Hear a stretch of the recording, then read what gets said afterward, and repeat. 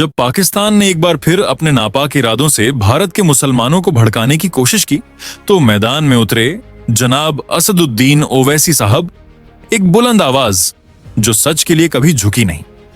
ओवैसी साहब ने न सिर्फ पाकिस्तान की बोलती बंद की, बल्कि उस जहरीली सोच को भी नंगा किया जो भारतीय मुसलमानों के नाम पर अपना एजेंडा चलाना चाहती है। आज हम आपको सुनाएंगे वो सच्ची कहानी जब ओवैसी साहब ने पाकिस्तान को सीधा और करारा जवाब दिया। पाकिस्तान लंबे समय से यह दावा करता आया वो भारतीय मुसलमानों का हितैषी है, लेकिन असलियत क्या है? कभी CAA के विरोध पर बयानबाजी, कभी कश्मीर के नाम पर झूठी हमदर्दी। पाकिस्तानी नेताओं ने बार बार भारतीय मुसलमानों के नाम पर अपना प्रोपेगेंडा चलाया, लेकिन इस बार उन्हें जवाब मिला, वो भी ऐसा जवाब जिसकी गूंज सरहद के उस पार तक सुनाई दी। पाकिस्तान से क्या लेना देना, हम 1947 में आपके साथ नहीं गए। ओवैसी साहब ने खुले मन से कहा, हम हिंदुस्तानी हैं और रहेंगे, हमें पाकिस्तान से कोई सहानुभूति नहीं चाहिए। उन्होंने दो टूक कहा, पाकिस्तान पहले अपने अल्पसंख्यकों की हिफाजत करे, वहां के हिंदुओं और सिखों पर होने वाले जुल्म को देखे, फिर भारतीय मुसलमानों की बात करे।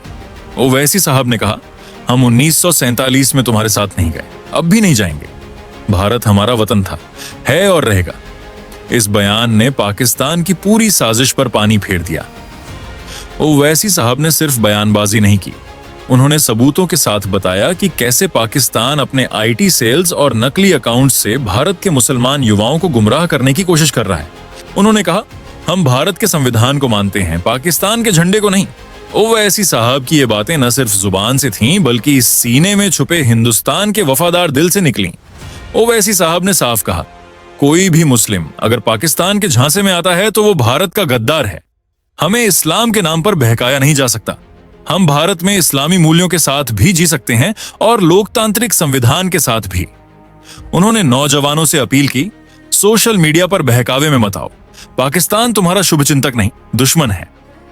असदुद्दीन ओवैसी साहब आज उन चुनिंदा नेताओं में से हैं जो मजहब की राजनीति नहीं, हक और इंसाफ की बात करते हैं।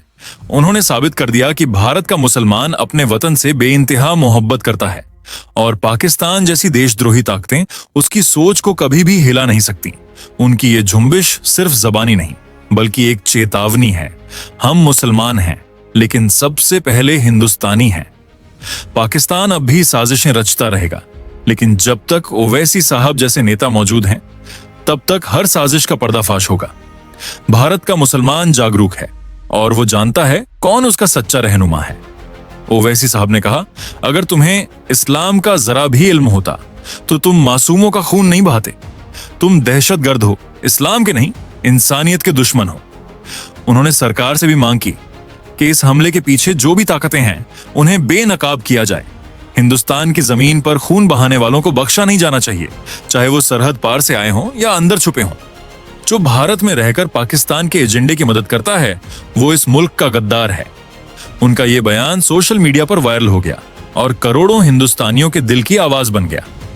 ओवैसी साहब ने मुसलमानों को भी साफ पैगाम दिया, आतंकवाद का इस्लाम से कोई लेना देना नहीं। इस्लाम अमन का मजहब है और जो नफरत फैलाता है वो इस मजहब का नहीं हो सकता। उन्होंने कहा, अब वक्त आ गया है कि हम मजहब के नाम पर बहकाने वालों को पहचानें और उन्हें करारा जवाब दें, जुबान से, संविधान से और एकता से। आज ओवैसी साहब सिर्फ एक नेता नहीं है, बल्कि एक आवाज है उस भारत की जो मजहब से नहीं, इंसानियत से आगे बढ़ता है। अगर आप भी आतंकवाद के खिलाफ ओवैसी साहब की इस आवाज को सलाम करते हैं तो इस वीडियो को इतना शेयर करो कि पाकिस्तान तक उसकी गूंज जाए। कमेंट में जरूर लिखें, हिंदुस्तान जिंदाबाद, वैसी साहब जिंदाबाद, आतंकवाद मुर्दाबाद, पाकिस्तान मुर्दाबाद। मिलते हैं अगली वीडियो में सच्चाई की एक और आवाज के साथ।